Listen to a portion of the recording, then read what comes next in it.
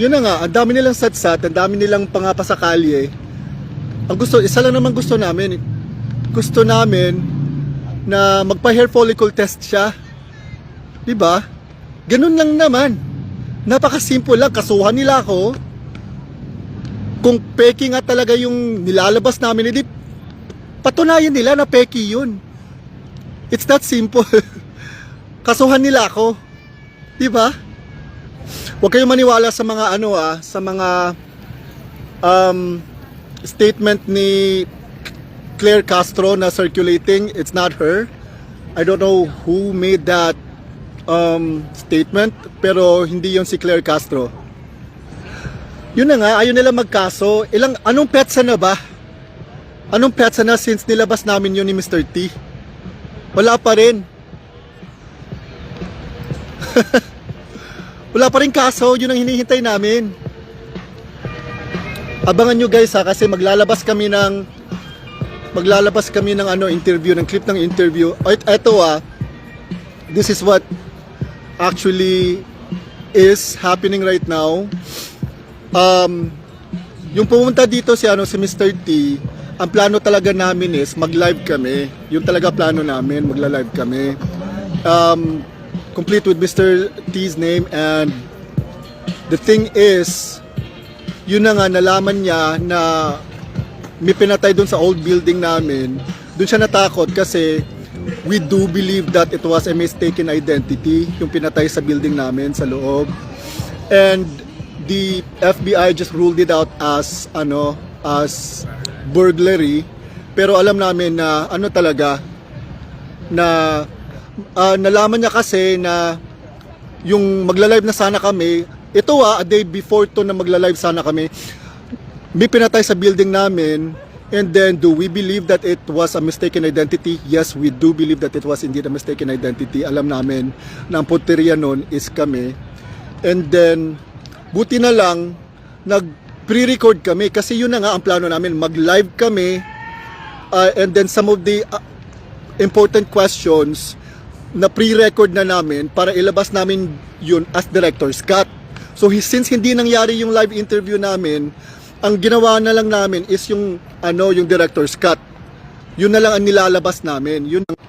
Ayun. So yung mga yung mga nakikita nyo na mga clips ng So yung mga nakikita nyo na clips ng interview namin, napuputol ba? Ha? Di ko lang kung napuputol. So yung nakikita nyo na clips namin na interview, pre-recorded yun. Director's cut sana yun. That was supposed to be showed after nasa live interview namin. Hindi nangyari yung live interview kasi natakot na nga si Mr. T. Tapos ito pa, pinagsusundan pa kami. Tapos ninakaw pa ang namin. Ninakaw pa yung tawag nito, laptop at saka cellphone namin. So yun na nga, yun sanang gagawin namin. Dapat after na yung nilalabas namin ng clips ng namin ng interview, lang yon,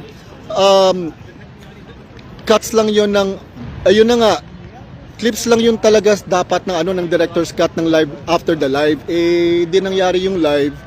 So you guys watch out because Mr. T and I are contemplating on, we have actually had this conversation na ilalantad na namin ang identity niya, but we'll still find out, we'll still see kung mangyayari ba yon.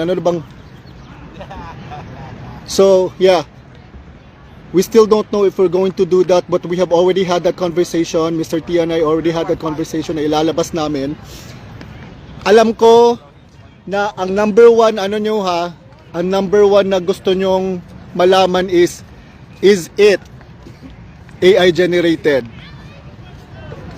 Is it AI generated? Yun ba ang gusto nyong sagutin ko? Okay, so this is it. Remember, sa clip ng interview namin, may pinakita si Mr. T sa akin na cellphone. Doon sa cellphone niya,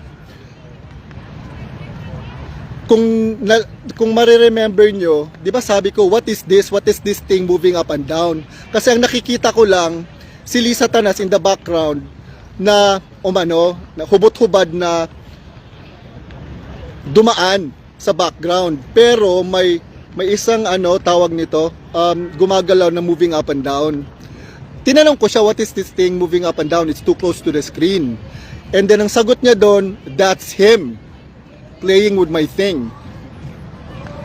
Kasi nga, yung clip na yon, habang nagre-record siya, yung pumasok siya kasi actually, na siya, yung audio clip na nilabas namin, yon, nag-record siya doon while the cellphone is inside his pocket. And then, he realized within the activity na big personalities ang niya, mga kliyente niya, di ba? Na-realize niya within the activity habang nagdodroga sila, habang nag-orgy sila, na-realize niya na big personalities ito.